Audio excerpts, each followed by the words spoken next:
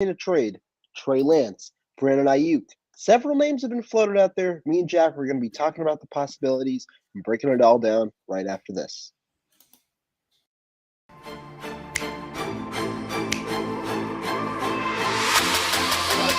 Let's go get him.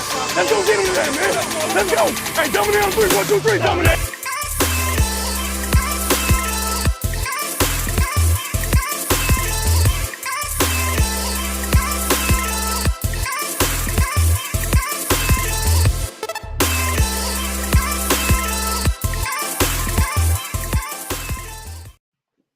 What's going on, everybody? Welcome back to another Friday show. We took last Friday off, but we're back again 1 week away from the NFL draft. I'm with my guy, Jack Hammer. How you doing, man? I'm good. How you doing, Rohan? I'm good. I mean, the week before, this is where the juices start to come alive. We get excited. John Lynch talks to the media, I believe, on Monday, where I'm sure he'll provide us some very interesting information. I don't know if it'll amount to much, but interesting information nonetheless. No Kyle Shanahan. Lot to talk about. Yeah, the meeting too will be Monday with John Lynch, the pre-draft meeting at noon at Santa Clara at the Flyers headquarters. You mentioned no Kyle Shanahan. That's not really anything different from their norm. He usually doesn't attend the pre-draft meetings, so it'll be interesting. I think I'm sure that John Lynch will tell us who they're going to take with their first picks. I'm positive that he'll just go ahead and let it all out there. But I think the bigger piece will be to hear what he has to say about the trade discussions that we're hearing. We're hearing a lot of discussions around quarterbacks. We're hearing things about other players. I put out a list on Twitter the other night, just kind of, off the top of my head. These are there's 3 names that I've heard that people are asking about trades with the 49ers: Trey Lance, Brandon Aiyuk, Elijah Mitchell, and the other one would be Javon Kinlaw. So it'll be interesting to kind of see what he has to say about some of that. And real quick too, I just want to have a shout out to Lucas, who's one of the folks over in the comment section. He joins us from Austria. He's one of our European followers. So it's always fun to see him in the chat. Yeah, I mean, overall, like you said, no Kyle Shanahan, not too surprising. He's a guy who is somewhat spontaneous when it comes to these draft meetings. It's like he'll show up last minute or he won't show up at all. But Lucas, appreciate you tuning in, as well as Tony and Black 59 Razor. Thank you all for tuning in thus far. But let's start with the major topic, because you talked about the trade rumors. For those of you guys living under a rock over the last week, Ian Rappaport came out and said what many speculated, many have heard, is that Trey Lance, the 49ers are fielding offers on the quarterback. Teams are calling in, gauging interest. Seems at the moment that there might not be interest in potentially moving him unless for a huge package, is what Rappaport said. But they are fielding calls. What do you take out of that news? There's been talk about this potentially happening all throughout the offseason. The quarterback position for the 49ers has been one of the most talked about spots in the NFL. It always gets you a lot of information and hits. As far as Rappaport's report, it wasn't necessarily anything that I don't think it should have taken anybody to shock that the 49ers are getting calls for Trey Lance. He was clear he took extra strides to make sure that it was noted that those calls weren't coming from within the 49ers building, that they were coming from outside. So, it depends on what they're offered, right? The big thing here with Lance is they were asked, both Kyle Shanahan, John Lynch were asked, is Trey Lance available for a trade this year? And both of them, neither one of them, I should say, shot it down. They let it out there. They did their usual, you could trade anybody, which is interesting. They didn't do that last year when it was Deebo Samuel. That was the guy. They said, you don't move a guy like Deebo Samuel. So there was a difference there. So that's what I kind of make of the report is 49ers left themselves open to all this. They want people to call, I think. Now, are they going to make a move of Trey right now? I think they'd have to have something very significant coming their way to do that. Yeah, I agree. And that's why I think the ransom, like a ransom sum for Trey Lance, is being utilized. And to me, I think the 49ers are posturing themselves. I don't think at the moment they have an intention to really move Trey Lance, but it's good to understand maybe where the league stands on the quarterback after, because right now his trade value at the moment is uncertain.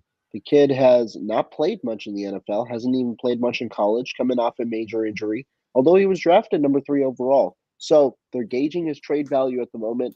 Although I don't believe that that a move will necessarily be made come draft night. I think right now a word I used yesterday was irresponsible. And I'm not saying this because I believe Trey Lance should start week one. Rather, the 49ers in the offseason need 3 quarterbacks at least to go through their offseason program. They're already one short. They only have 2 right now that are healthy enough to compete in Sam Darnold and Trey Lance. That third one will likely come via this next weekend, be it in the draft or undrafted free agency. But if you move Lance, that means you're rolling forward in the offseason with 2 guys who are likely rookies or undrafted free agents.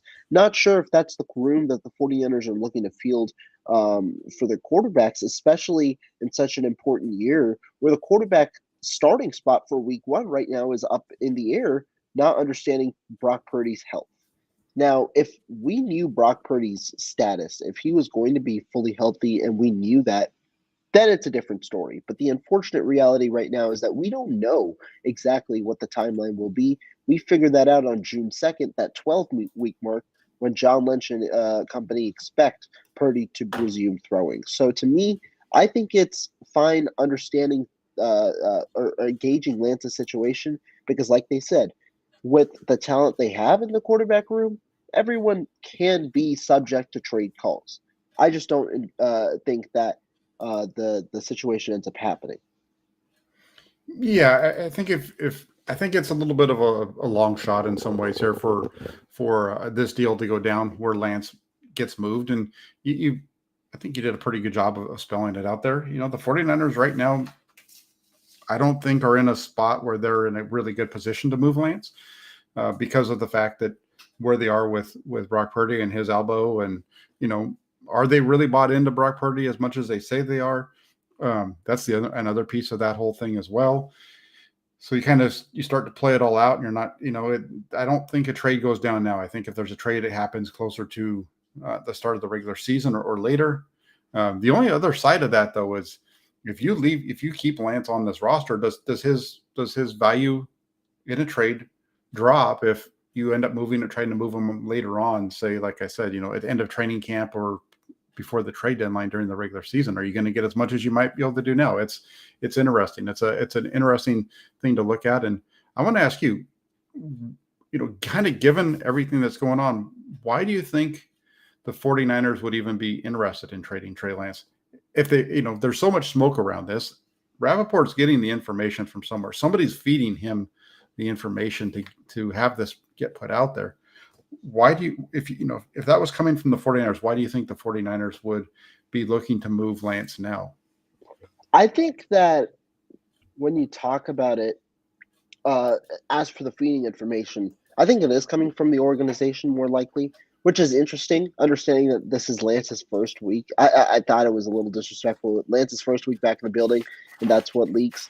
But as for why right now, the 49ers have been in this quarterback mumbo jumbo, I'll call it, over the last few seasons, where they really haven't solidified a player that can be their franchise guy. Now, the way Rappaport says it is that many teams outside of the organization are believing that the 49ers want Brock Purdy or expecting Brock Purdy to be their future quarterback. Trading Trey Lance provides a little more clarity with that situation because then it automatically points to Brock Purdy being the future quarterback once he returns from health. The other scenario I'll point out is the 49ers come draft week have shown a tendency to put out nuggets there that might not necessarily be true. Mac Jones being the pick at number 3 is the clearest indicator 2 years ago when they ended up selecting Trey Lance. I think that this also could be seen as a smokescreen, potentially to drive up Lance's value or to see, to try and benefit themselves, which they've done in the past. Ultimately, then going forward with Lance as one of their quarterbacks on the roster. Yeah, that makes a lot of sense. And it's gonna. I'm looking forward to kind of seeing how that plays out with Lance. And you kind of look at the situation where they are right now. Um, if they were to make a move right now with Lance, let's just say somebody comes. What do you think? Because there was another report out where I don't have it in front of me, but it was a front office person saying that he's not surprised the 49ers are fielding calls about Lance. That if they get something solid that looks really attractive to them, that they'll pull the trigger. What do you think they would need to be offered in order to say, you know what, go ahead and take Trey Lance? We'll go ahead and make that trade right now. Now, this is a tough one. I know we've heard floated around a second and a fourth. To me, I honestly think, because I believe that they're only going to move him if it's for a ransom sum, I believe it's got to be a one. Now, do I think that's realistic? Absolutely not. I don't think a team is going to look to trade a one for a guy who hasn't seen the field much in 2 years, coming off an injury and doesn't have much experience after being labeled a raw quarterback. But for the 49ers perspective, I think they're looking for a first round pick in return if they were to trade Trey Lance. It's interesting because we've seen them do this now multiple off seasons. They did the same thing with Jimmy Garoppolo. They expected a certain type of value for Garoppolo. They didn't trade him because they weren't getting that value. It helped out to an extent with, he was able to play some games for them this year. And when Lance went down and all that, he kind of kept the ship afloat and until he, ultimately went down himself. And I wonder if that's kind of what we're going to see play out here with Trey Lance. I've heard the same thing that you're talking about, a second and a fourth for next year.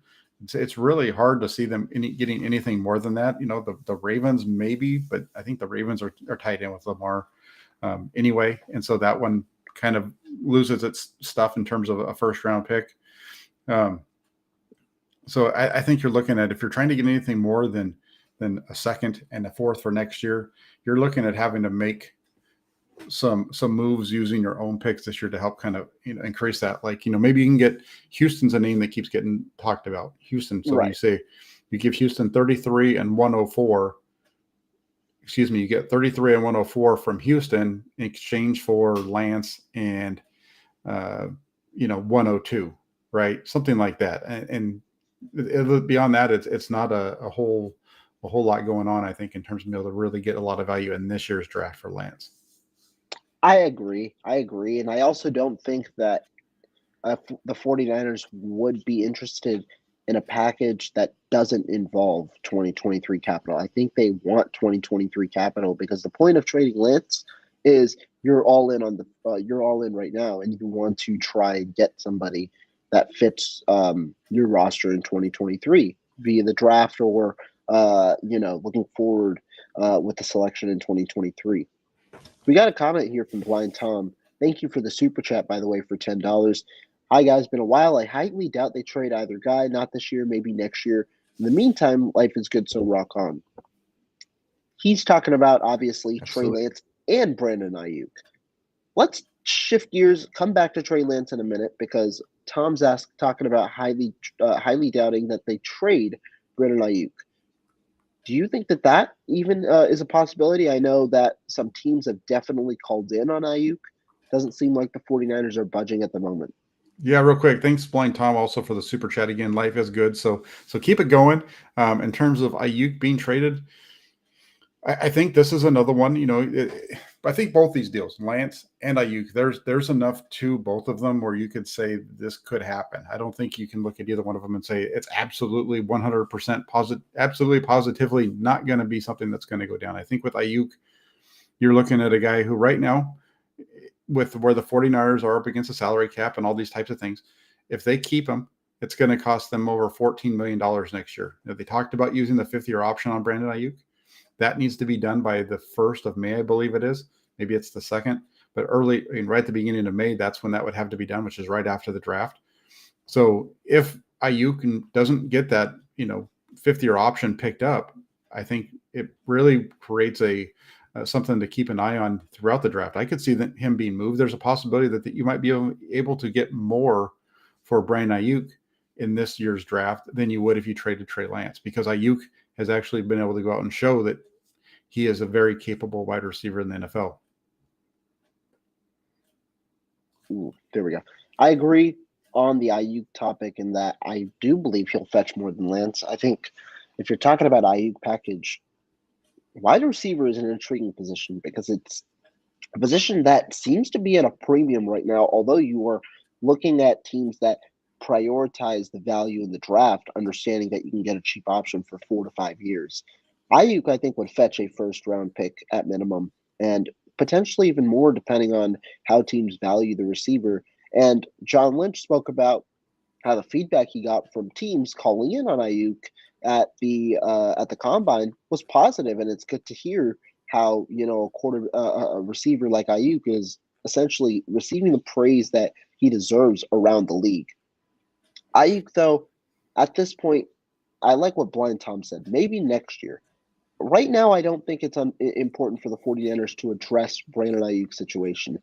He's due for an extension, but they extend guys going into that fifth-year option with 1 year remaining on their contract. That's next year for Aiyuk. I think you still have time to figure out a deal for Brandon Aiyuk, and you also have time to understand the entirety of your cap situation going into next year. Seems like it's a certainty they'll pick up the fifth-year option. Uncertain on Javon Kinlaw. It seems like that'll be declined. You could even hear John Lynch talk about it on Monday. But if they pick up the fifth-year option on Ayuk, I expect extension talks to happen next year. And I've been on the belief that they do extend Brandon Aiyuk, but also understand that keeping Ayuk and Deebo Samuel is expensive to where I think Deebo Samuel could be moved on the final year of his deal. Not the second to final last year of his deal, but the final year of his deal, which is the second year of Ayuk's extension.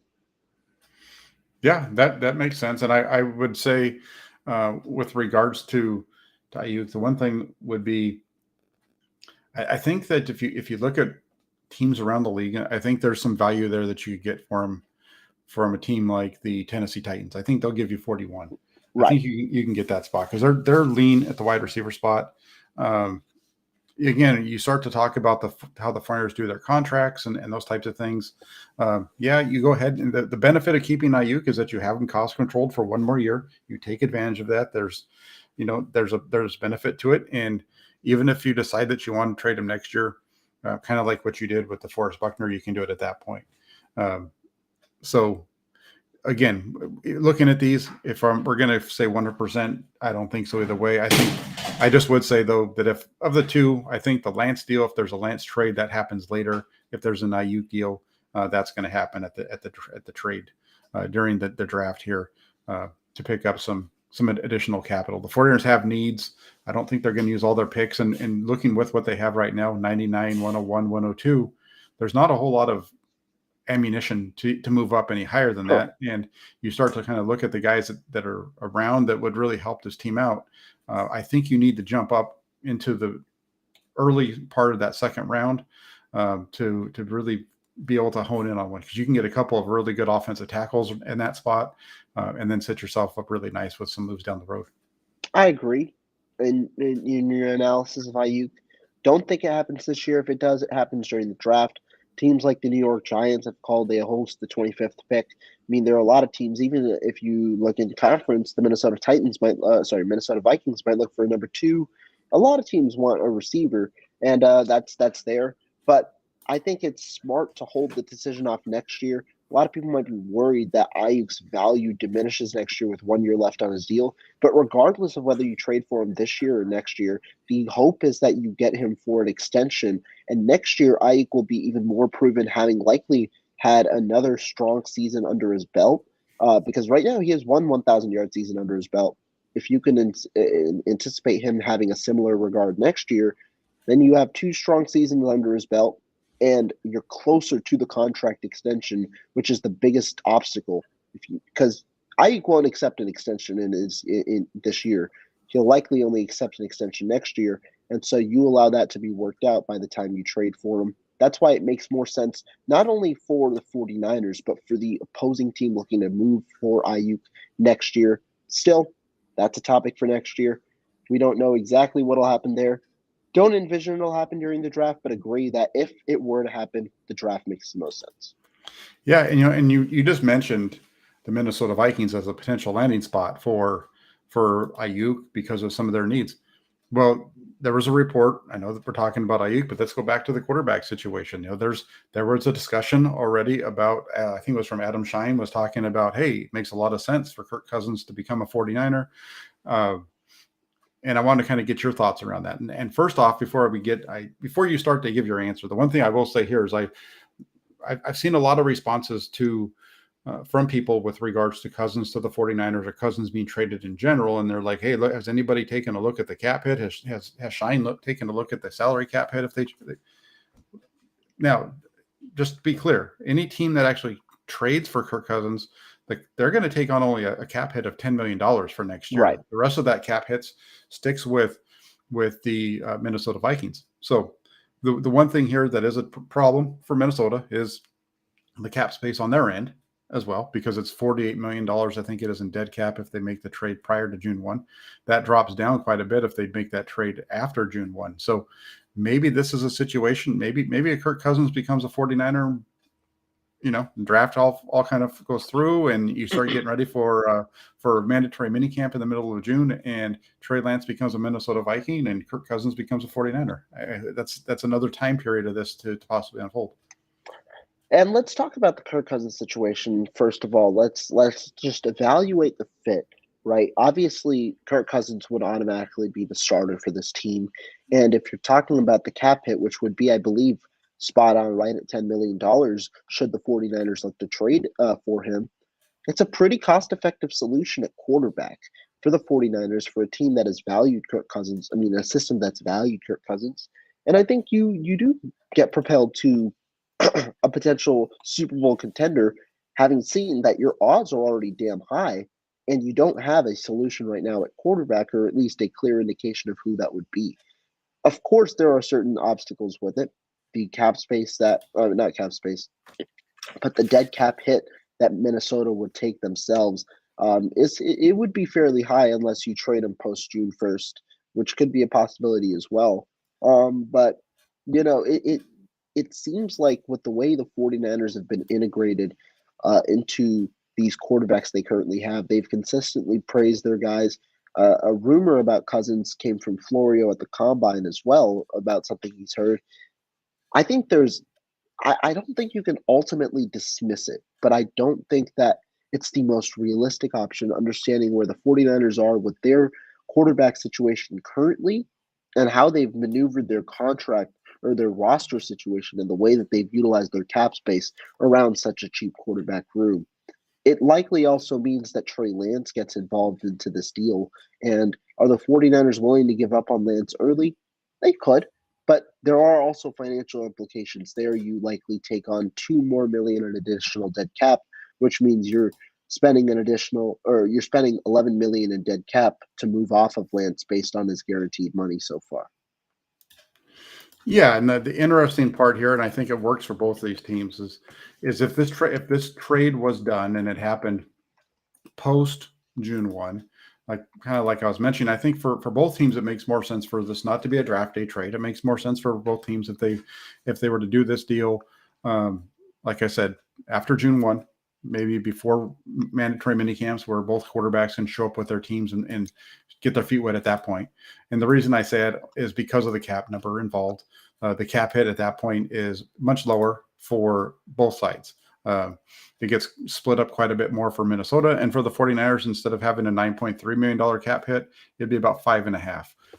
So they'd be able to lower their cap number for this year, which would help with the addition of bringing in the extra cost of Kirk Cousins, right? It saves you a little bit of money there. And now you've got a guy that you can possibly carry you through for one more year, let him, cash out with somebody else the year after, and then you go forward with Brock Purdy if that's not going to work out. So again, it's kind of a roundabout way of looking at it. At the end of the day, all these things, I think we're going to come back to Trey Lance, Sam Darnold, Brock Purdy, and probably a rookie that's going to be running the 49ers show at quarterback. I agree. And I think the one way that this deal could potentially evolve is if the 49ers understand in the first part of their offseason program that Trey Lance's progress isn't as they want.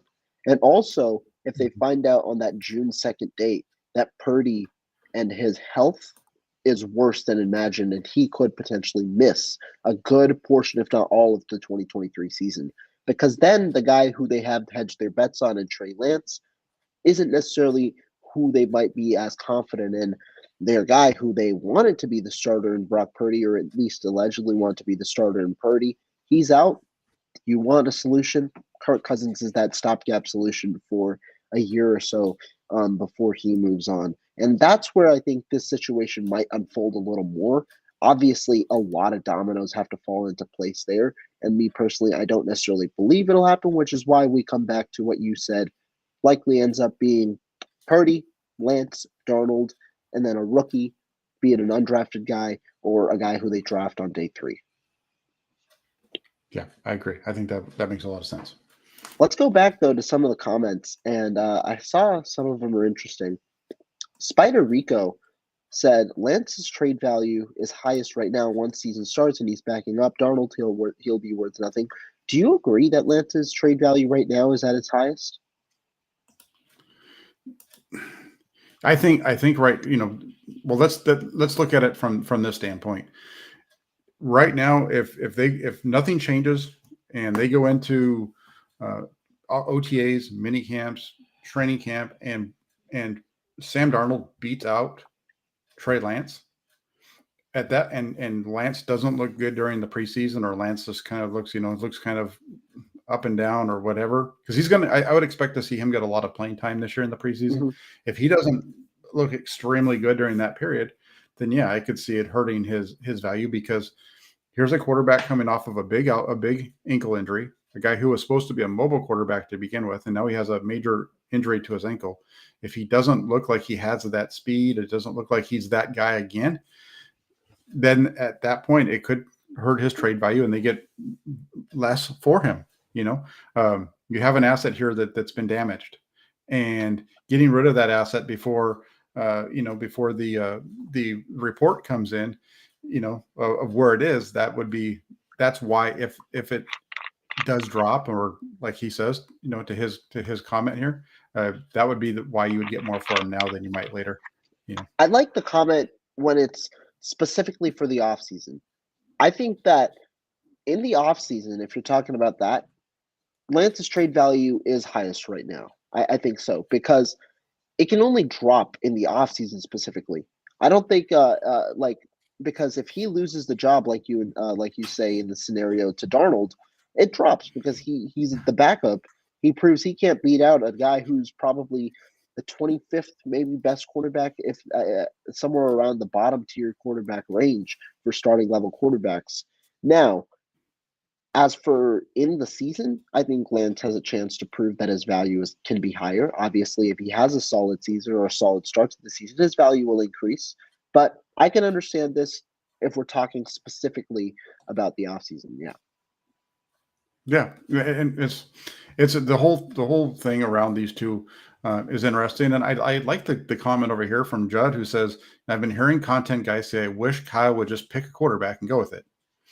Now that Kyle Shanahan has said Brock's the guy, there's content people who are complaining because it's not the guy that they want, and I think there's a lot of this that's going around. There's a lot of folks who do what we do, are very much more towards the belief that the long-term future is better with Trey Lance. And I understand where they're coming from that, but to say that he needs to pick a guy and just go with it, well, he's picked his guy. The only reason, at least in the way that they explained it during the owners meetings, it sounds like the two, like they've picked their guy. Now, in terms of moving forward, the only reason that Trey Lance, if that's the case, the only reason that Trey Lance is really even in the conversation right now is because of the elbow of Brock Purdy. And if Brock Purdy is going to be healthy, and the 49ers feel like, based on all the conversations they're having, he's going to be ready, that's where you see all these things kind of changing. And that's why I think you see you're smelling the smoke on the trade of Trey Lance. Because remember, I had this conversation with Larry Kruger on his channel. The 49ers know more about this situation than any of us do. None of us are in the building with them right now. Right. We're not going to get back in the building with them until Monday, and that's only going to be for one day. And we're not going to get all the answers then. But they're talking to Brock Purdy on a regular basis. Brock Purdy, in his first interview on the radio station out from Arizona, he talked in that one about how the 49ers have been they got him set up. There's like daily conversations with their strength and conditioning staff. Now he's in Santa Clara working with them directly. The 49ers, I think, have a pretty good idea of where Brock Purdy is. And if they believe that he's going to be ready to go week 1, that's why you would see a trade of Lance. And all the people who are complaining about it will get their wish because the 49ers will have chosen their quarterback. And then we'll just listen to them complain because it's not the guy they wanted.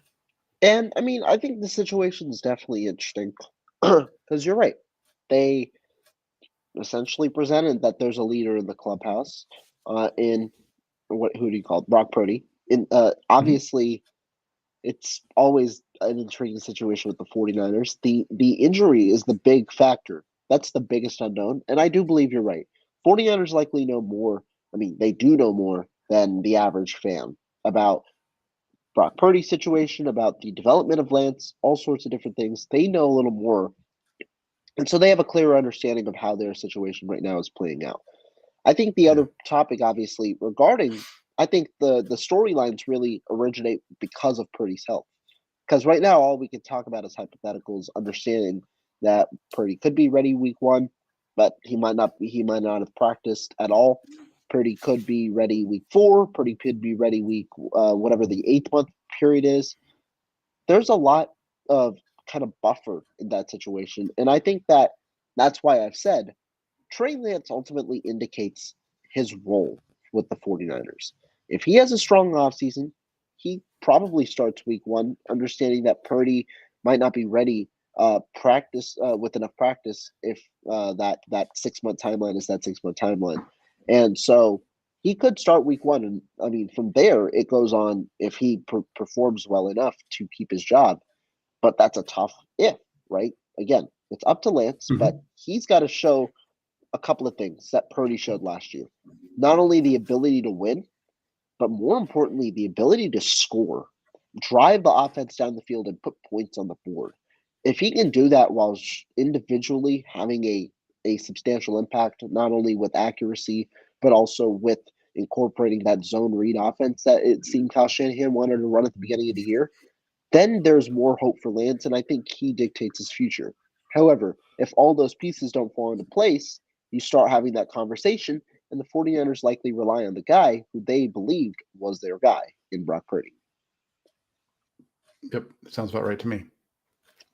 Let's get into mock draft situations, though, because now we talk about potentially trading Trey Lance. That could be a possibility on draft night. Brandon Aiyuk, we both kind of a little shut that down, but still a possibility. The 49ers could execute a trade for a player or trade away a player on draft night itself to acquire capital. I know you cooked up a little bit of a mock draft. Let's get into what are you thinking? What are you thinking for the 49ers? Well, it's interesting because if you decide, it depends on how you want to play it. If you want to go ahead and do this where we say that the 49ers make a move with Trey Lance, the 49ers get offered number 33 from the Texans and their 4th round selection next year, and the 49ers give up Trey Lance in a 4th.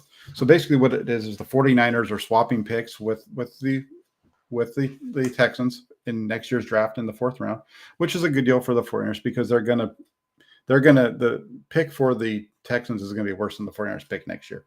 So in doing that, you're actually moving up higher in the 4th round. Good thing for the 49ers. You're able to get the 33rd pick in this year's draft as well. And so you're saying by second, doing that, sorry, my bad. Second and then swap 4ths pretty much? Yeah, that's what it is. It's a 2nd this year, a 4th next year, but you're having to give up your own 4th as well to kind of make it work for them. And so you're just swapping it. So but you're getting a better pick out of it. And so by doing that, now you're at 33. You have a pick of a couple different tackles. There's Anton Harrison. Is that his name? Yeah. From Oklahoma. DeJuan Jones from Ohio State. Those are 2 big tackles that are in the draft. And you start to look at that. And Harrison out of Oklahoma is the better prospect for the 49ers. I think Jones is a big dude, 6'8", 324 pounds or something like that. I just don't see him being a fit for the 49ers. He's kind of the same structure and athleticism as Trent Brown. So I don't see the 49ers necessarily going in that direction. So if you make that trade up to 33, I think you're doing that to get yourself in position for an offensive tackle that's going to be able to be there for a long time. And I think Harrison would be the pick at 33. I would like that. He's one of the guys who I believe is a top 32 player in this class. I'm higher than the consensus on Anton Harrison. And I mean, the 49ers, if you're executing this trade, like I said, you want draft capital so that you can get the best, field the best potential roster possible. One of those places where you want to look to obviously improve is right tackle, or at least provide competition for Colton McKivitz. Anton Harrison's a guy who has extensive experience at left tackle, still fairly young, could be the right tackle of the present and potentially the left tackle of the future for the 49ers, solving a position where they've looked to really, really amplify at that left tackle. Yeah, so that's so you get a high level player there. I think it's a little bit. He's not so much of a boomer bust prospect as Jones. I think that's, if a guy like that's there, you make that move to jump up there. And then from there, the other one that I would say that you could possibly see the Flyers doing is trading Elijah Mitchell on day two, a day two draft trade of Mitchell, give up a couple of your third round picks to jump up to from 99 to 60, 68 range. And that's where, they've talked to Zach Charbonnet of the running back from UCLA. Yeah, probably, one of the best running backs in this draft. And he's going to go in that around that area. So, if you can come out of day, the first pick with Harrison to start the day off, get Charbonnet in the middle, and then at the end of round 3, pick up Jamie Robinson, the safety out of Florida State. I think you're doing a really good job as far as filling the biggest needs of your roster. Not that running backs necessarily their biggest one, but having another really solid complementary back to Christian McCaffrey is a good setup, I think. But yeah, I mean, if you can I think Mitchell is. I said it yesterday. I think Mitchell is the most likely player to get traded from the 49ers, understanding that they could look to open up reps for the guys that they have right now. He has 2 years left of team control, solid player, could definitely field offers for him. You get his replacement there, and then you get a good safety at 99. Yeah.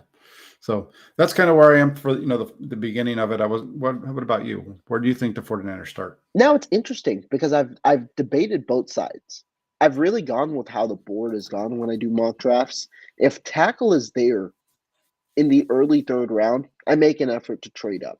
That might involve using a 2024 third. And that was my bold prediction. I think if the 49ers look to trade up, I think it also involves their 2024 third round pick, understanding they're going to get compensatory picks and they're going to end up with a couple of third round picks next year from Mike McGlinchey and then from the coaching departures as well. So I wouldn't be surprised if they utilize that third round pick. But in my most recent mock draft, the tackles that I was eyeing in that early third round went earlier than expected. So I actually stayed put and traded back at 101 to trade back and get a couple of picks in that 102 to 155 range where the 49ers don't have selections. I got 122 and 134 from the Chiefs. And so for me, I stayed put at 99 and 102, drafted safety Jair Brown out of Penn State at 99. I thought he would be a good fit. And then at 102, I went with a corner in Rajon Wright out of Oregon State, a guy who did attend the 49ers Pro Day. I thought corner might not be the most important need, but I thought that the value at corner the value of the player was important. Took him there. And then with the pick that I used to trade back, I got Nick Silvedieri at Old Dominion at 122. I like the Rajon Wright pick is an interesting one because that would make him the highest drafted player of a guy who was a part of the Netflix series Last Chance U. I don't know if you remember because he's actually from Laney College, grew up in Stockton. He's a local guy. His brother plays for the Dallas Cowboys. So he was on actually the last season of Last Chance U as they did with the football team. And he was out of that part of that season with a knee injury and so on. But that would be a really interesting one. He didn't participate in the pro day here in Santa Clara last Wednesday, but that would be an interesting pick because they definitely need to get a corner, I think, at some point in this draft. And there's some good ones kind of a little bit later on too. So I think that's an interesting one. I just kind of wanted to throw that little bit out there on him. I definitely agree, and I think you could honestly in this draft, it's grown on me a little bit more. I think you could say that I've had a couple of positions in this draft where the talent is it's fairly extensive. You might not necessarily get high end starters, but low end starters, I think you could find later in this class, and guys that can be developable into those low end starters. I think you can get a good amount of them there. That's the way that my draft started. How about the middle of yours? What did you end up going with? Well, for the middle of mine, I had I kind of stuck around a couple different guys. Starling Thomas, who's a cornerback, I think that's a really good. He's a good one there for him. Viliama Fahoko from San Jose State. You start to look at the need for an edge pass rusher. I really like him in terms of kind of the background with him and the family bloodlines in the NFL with that player, and as well as the production that he put up at San Jose State. I really like him. And then you kind of start looking at it and it's okay. Now, where do I go? Do I get a quarterback here? Because I think the Flyers are going to get a quarterback at some point.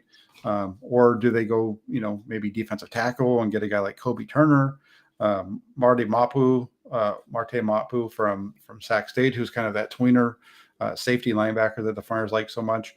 Or do you go Dorian Thompson-Robinson, the quarterback? I think that's really the kind of the sweet spot for picking up the quarterback, especially if it's Thompson-Robinson. I think that those are all intriguing options. Obviously, you go with the corner there, go with the DN, Fehoko, a local guy and a guy who'd fit well, and then a quarterback is something you think about. I went, interestingly enough, I went with a little bit of a different look. So I initially went with a safety, a corner, and then a tackle. And then with the second pick of my trade down at 134, there's a player on the board who I thought was might not be the most needy player, but I went with guard Emil Ekiyor here at 134 out of Alabama. He was one of my first tape watches and one of my draft crushes in a bit. I think his pass protection's pretty solid. Run blocking, it's there. Needs a little more experience with that, but I think he's one of the better pass protectors in the class, and I think he works well for what his athleticism provides. And so to me, a guy who has center versatility, played a bit of center at the Senior Bowl. And so to me, I thought that guard center flexibility, strong pass protection was valuable for the 49ers. At 155, I went with an intriguing position, a position that many might not draft early. Well, it's the 5th round, but still, Charlie Jones, wide receiver out of Purdue, kind of a do-it-all guy with good speed, good route running, good hands. 49ers right now with their wide receiver position, they're pretty set. They've got 5 guys, the 5 that they rolled with last year. They could roll with 6. That's what they often did in years past. But prepping for the position going forward, Jawan Jennings a free agent next year, Ray McLeod a free agent next year. Prepping for the position going forward with a guy who could also contribute on special teams early on, Charlie Jones. That's where I went and I looked at. And then I liked your idea of quarterback at 178, which was the 3rd of my picks in the trade back. I looked to get Dorian Thompson-Robinson, and initially I was hesitant on drafting him because I didn't know whether the 49ers would keep him on the 53, likely have to cut him and hope he's a practice squad stash, and I don't know if that fits DTR, but with the value there, decided to give it a shot. We'll see how it goes, and he's a guy with good traits, good athleticism, and a strong arm. Could fit well if you can get him on the practice squad, have a year there, and then replace Sam Darnold next year. Yeah, no, for sure. That would be an interesting pickup. I think you get whether it's Sam Darnold or Trey Lance, they're getting the Flyers next year going to go into a situation where again, unless they keep Trey Lance, right? If they keep Trey Lance around and without trading him, then you're fine. So it's interesting that the whole conversation on the quarterback spot there. I like Thompson-Robinson. He just gives you so much athleticism. I think he can really grow into the spot. And in terms of wide receivers, Dontavian Wicks is one of the guys that I had, or Ronnie Bell's a name that keeps popping up around the 49ers. They've done a lot of work on him. So I have him kind of in one of the mocks that I did. I had the Flyers trading up to get him in the 6th round at 197. I think they could probably stay there and get him a little bit later in the 200s. I was just getting a little bit antsy because I didn't have a wide receiver on my mock yet. And I didn't want to lose him. So I panicked a little bit, hit the panic button. Jack was worried and, had to make a trade. But there's a couple of guys there. There's a few of them that they've been high on. Wicks is one of them. The other guy that's interesting, and he'd be much sooner in the draft, but is Jalen Reed out of Michigan State would be a really interesting pick. That's where, them having the meeting with Reed is the one. I know that it kind of started to get talked about shortly after the signing that they made recently of the trade for Brandon Aiyuk. But for me, you take the signing that they brought in, and then you add in the fact that they had the top 30 visit with Jalen Reed. And that's why I would think that there's maybe a possibility that Brandon Aiyuk gets moved, because this is a guy who can come in and do a lot of the same things that Aiyuk can do in terms of working off of the line of scrimmage. And he has the kick return, ability that he showed in college that Aiyuk showed a little bit. So it's very similar type of players. And so maybe that's the smoke screen, but I think that's kind of what leads me to thinking there might be a trade coming down the pike with him. Yeah, could definitely be. I understand the logic there. In this range where I'm looking at, one with a couple of intriguing positions, I do anticipate the 49ers trading Elijah Mitchell on draft night, which is why my guy at running back was in the 5th round at 164, went with Izzy Abanikanda out of Pitt. I think the 49ers have scheduled a meeting with him. He's a good fit, good speed for his size, solid guy who could fit in the one-cut system. We'll see if he contributes in year one or not. The 49ers and running backs in year one, that's obviously the tough part. But a running back room of McCaffrey, Mason, TDP, and Abanikanda, I think that's a pretty solid room overall for the 49ers at running back. And, another young room where a good amount of those guys you have team control over. McCaffrey, 3 years. And the 2 rookies from last year, you still have 3 years. Abanikanda, you'd have 4 years. So a good amount of time available. And that was a pick that I made before going with tight end, and that was Payne Durham out of Purdue. In the late round, I think this draft, a lot of people are talking about tight end early. I think the 49ers have a good shot of tight end, but I think they also could go for a tight end later in the class. Understanding how deep it is, you might get a good complement to George Kittle later in the class as well. And I think there's good value that could be had in such a deep class. Yeah, and you start to look at the names that have come out in terms of who they've met with beyond just meeting them at the combine, but those guys that they've actually had their visits with, and those are all guys that are going to be going later in the draft. So the big names that we keep hearing about, like Sam Laporta or what's it? Is it Croft? Is that his name? Tucker Kraft. Tucker Kraft. I can't better not say Croft because of everything that happened last year with the other one. But Kraft. Those are really good names. I just don't see that happening. I think they're going to take tight end later on. I think they're going to surprise some folks with where they go in the earlier rounds. They always seem to. Yeah, I do agree. One thing Greg Scott says here: edge and tight end are deep. They're 2 of the deepest rooms, and that's why it was surprising that I didn't select really an edge in my class. I thought at the value that there was to be had, you could have a couple of undrafted guys. I just preferred the value of other positions, which was one intriguing thing that I saw at the end of my class. To round yours out in the later rounds, what positions were you looking at? Where did you end up seeing guys that you like value of? Towards the end, that's where you can get the tight end, Cameron Latou out of Alabama. Alabama? Yeah, I think he's a 6th round guy. One that's an interesting one to me is a defensive tackle from Michigan State, Jacob Slade. That's a name you might know a little bit more about him from being out there, in Wisconsin. But this is a guy who had played really well, actually declared for the draft, I think, last year. Things didn't work out. He decided to come back to Michigan State. He was actually drafted into the, I don't know, was it XFL or USFL, one of those 2 leagues. Actually, he got picked up in that, but he decided to come back to Michigan State and dealt with injuries. But before that, I think he was like a Big Ten Defensive Player of the Year honoree in, I think it was 2021. So that's a name, they have needs there. So it'd be interesting to see how that all works out because, that's what it was. He led all Big Ten interior defenders in pressures. That's what it was back in 2021. Declared for the draft, ended up returning, but he was able to get just 8 games in last year because of injury. And then, if you don't take Thompson Robinson early, at the end of the draft, I like Max Duggan out of TCU. just like the size and the way that he was able to operate that team and get them into the championship game last year. Yeah, a couple of quarterbacks at the end of the class as well are intriguing.